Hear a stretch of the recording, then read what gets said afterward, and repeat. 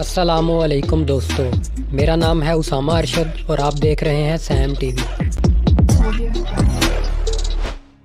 आज से हज़ारों साल कबल जज़ीरा अरब के जनूबी इलाकों में यमन के शहर सिनआ से 6 मील की दूरी पर एक कौम आबाद थी जिसे कौम सबा कहा जाता था।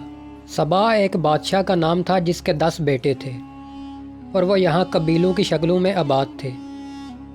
ये कौम आला हुकूमत और दरख्शां तमद्दन की मालिक थी। यमन का ये इलाका वसी और ज़रहेज़ था जिसके दोनों तरफ पहाड़ थे और इनमें से चश्मे बहते थे जो इनकी ज़मीनों को सराब करते थे। इनके दाएं और बाएं जानब 2 बाग भी थे जिनमें लहलहाते खेत और बागात थे। यहाँ के लोग नहायत ही नेमतों और राहतों में ज़िंदगी बसर कर रहे थे और बहुत दौलतमंद भी थे। मगर यह कौम शिरक में मुब्तला थी और सूरज की पूजा करती थी। इस कौम पर एक औरत की हुक्मरानी थी जिसका नाम बल्कीस था। ये नहायत खूबसूरत और ज़हीन औरत थी। इसके वालिद का नाम शराजील बिन मालिक था। बाज़ मुफस्सिरीन ने इसका नाम अल-हदहाद बिन शराजील भी लिखा है। यह यमन का बादशाह था जिसकी मौत के बाद उसकी बेटी ने तहत संभाल लिया। यह ज़माना हज़रत सुलेमान अलैहिस्सलाम की नबूवत का था। अल्लाह ताला ने आप अलैहिस्सलाम को पूरी दुनिया पर हुकूमत अता की थी और जिन्नो इंस, हवा, जानवर और परिंदे सब इनके ताबे थे। एक दिन हज़रत सुलेमान अलैहिस्सलाम का दरबार लगा हुआ था। तमाम जिन्नो इंस और चरिंद परिंद दरबार में हाज़िर थे, मगर उनका एक परिंदा जिसका नाम हुदहुद था वो गैर हाज़िर था। उस पर हज़रत सुलेमान अलैहिस्सलाम बहुत नाराज़ हुए और फरमाया कि अगर हुदहुद ने अपनी गैर हाज़िरी की कोई मुनासिब वजह ना बताई तो मैं उसे सख्त सज़ा दूँगा और उसको ज़बह कर दूँगा। इतने में हुदहुद भी हाज़िर हो गया। पूछा गया तुम कहाँ थे, तो उसने नहायत अदब से जवाब दिया, ए अल्लाह के नबी, मैं उड़ते उड़ते एक ऐसी सल्तनत में पहुँच गया जहाँ मैंने एक औरत को देखा जो अपने तख्त पर बैठकर वहाँ के लोगों पर बादशाहत करती है और उस तख्त पर कीमती पत्थर और हीरे जवाहरात लगे हुए हैं। और मैंने देखा कि वो और उसकी कौम खुदा को छोड़कर सूरज को सजदा करते हैं और उसकी पूजा करते हैं। उनको शैतान ने गुमराह कर रखा है। हज़रत सुलेमान अलैहिस्सलाम ने यह सुनने के बाद कहा कि अगर तुम्हारी बात सच है तो मेरा हाथ उस मलका तक पहुंचाओ ताकि वह शिरक से बाज आ जाए, और हाथ पहुंचाने के बाद वहां बैठकर सुनो कि वो क्या रद्द अमल इख्तियार करती है, फिर आकर मुझे खबर देना। हज़रत सुलेमान अलैहिस्सलाम ने हाथ रवाना किया। यह हाथ दरअसल मलका सबा और उसकी कौम की तरफ दावत हक़ का पैगाम था। हुदहुद ने यह हाथ जाकर मलका की गोद में गिरा दिया जब वो अपने तख्त पर बैठी थी। जब उसने हाथ पढ़ा तो दरबार बुलवा लिया और कहा कि दरबार वालों, मेरी तरफ एक हाथ डाला गया है।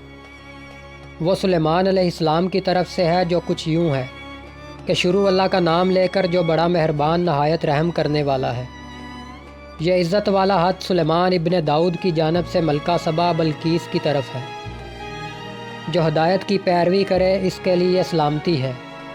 मुझ पर गलबा की ख्वाहिश ना करो, मेरे मुकाबले में सरकशी ना इख्तियार करो, बल्कि फरमा बरदार और मती होकर मेरे पास आ जाओ। मलका बल्कीस अहले दरबार से कहने लगी, मेरे इस मामले में मुझे मशवरा दो।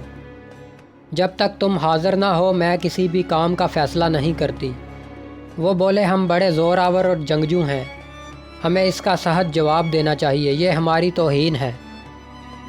मगर मलका बहुत समझदार थी। उसने हद को देखकर अंदाज़ा लगा लिया था कि ये कोई आम शख्स नहीं बल्कि खुदा का पैगंबर ही है। उसने दरबारियों से कहा कि जब बादशाह किसी बस्ती में दाखिल होते हैं तो उसको तबाह कर देते हैं और वहाँ के लोगों को ज़लील कर देते हैं, लिहाजा हमें हिकमत से काम लेना चाहिए और मैं उनकी तरफ कुछ तहाइफ भेजकर उनकी आजमाइश करूँगी।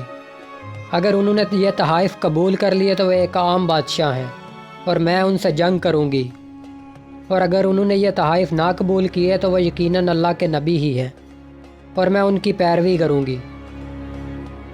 लेकिन हुदहुद ये सारी बातें सुन रहा था और उसने आकर ये सारी बातें हज़रत सुलेमान अलैहिस्सलाम को बता दी।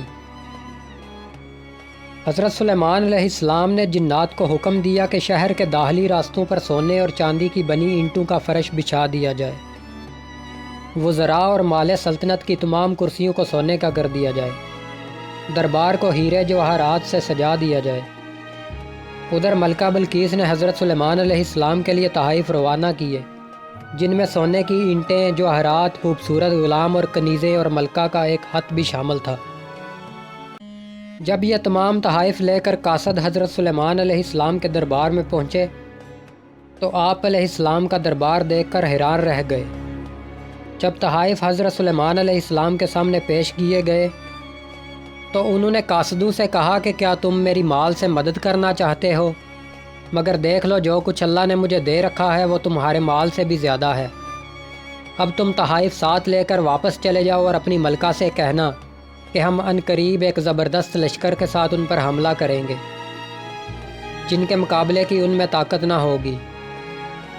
جب یہ خبر ملکہ بلقیس تک پہنچی تو وہ سمجھ گئی کہ واقعی یہ اللہ کے نبی ہیں، لہٰذا اس نے حضرت سلیمان علیہ السلام کی طرف ایک خط بھیجا کہ وہ جلد ان کے پاس حاضر ہوگی۔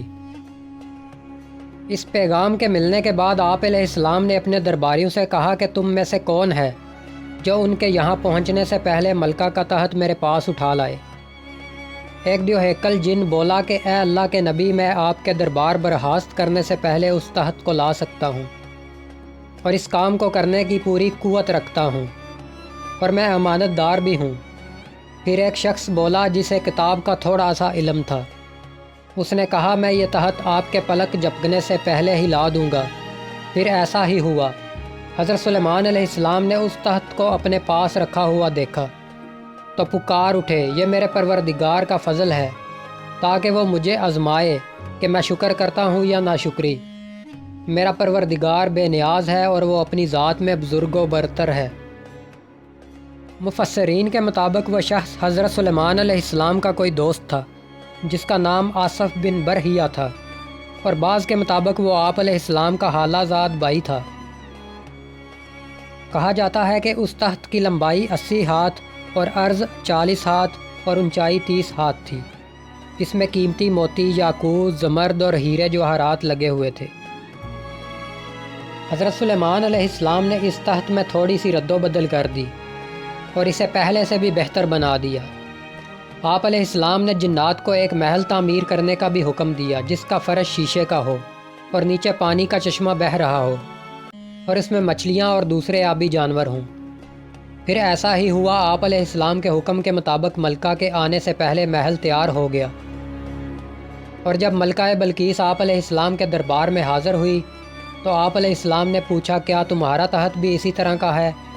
وہ بول اٹھی، یہ تو گویا ہو بہو وہی ہے۔ اور جب ملکہ کو محل میں لایا گیا تو اس نے جب فرش دیکھا تو سمجھی کہ یہ پانی کا ایک حوض ہے، لہٰذا اس نے اپنی پنڈلیوں سے کپڑا اوپر اٹھا لیا، جس پر حضرت سلیمان علیہ السلام نے کہا یہ تو شیشے کا فرش ہے۔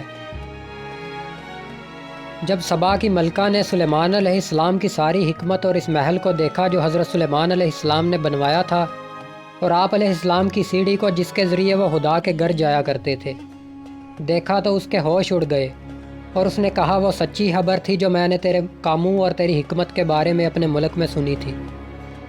یقین نہ کیا تھا جب تک کہ اپنی آنکھوں سے نہ دیکھ لیا، اور مجھے تو آدھا بھی نہیں بتایا گیا تھا، کیونکہ تیری حکمت اور اقبال مندی اس شہرت سے بھی زیادہ ہے جو میں نے سنی تھی۔ خوش نصیب ہیں تیرے لوگ اور تیرے ملازم جو تیرے حضور کھڑے ہو کر تیری حکمت سنتے ہیں۔ اس کے بعد ملکہ بلقیس نے دعوت حق کو قبول کر لیا اور اللہ رب العزت کی اطاعت قبول کر لی۔ بعض روایات کے مطابق اس واقعے کے بعد حضرت سلیمان علیہ السلام نے ملکہ بلقیس سے شادی کر لی اور انہیں ملک یمن پر بطور حکمران برقرار رکھا، اور آپ علیہ السلام نے جنات کو حکم دے کر سلہین اور ہمدان کے محل نما قلعے بھی ملکہ کے لیے تعمیر کروائے، اور ایک زبید نامی جن کو ملکہ کی اطاعت میں دے دیا تھا۔ یہ تھی دوستو ہماری آج کی ویڈیو۔ امید کرتا ہوں کہ آپ کو یہ ویڈیو بہت پسند آئی ہوگی۔ مزید اسی طرح کی اچھی معلوماتی ویڈیوز دیکھنے کے لیے ہمارے چینل کو سبسکرائب کرنا مت بھولیے گا۔ اگر ویڈیو اچھا لگا تو اس کو لائک کیجئے اور اپنے دوستوں کے ساتھ بھی شیئر کیجئے، اور اپنی رائے کا اظہار کمنٹ سیکشن میں ضرور کریں۔ اللہ حافظ۔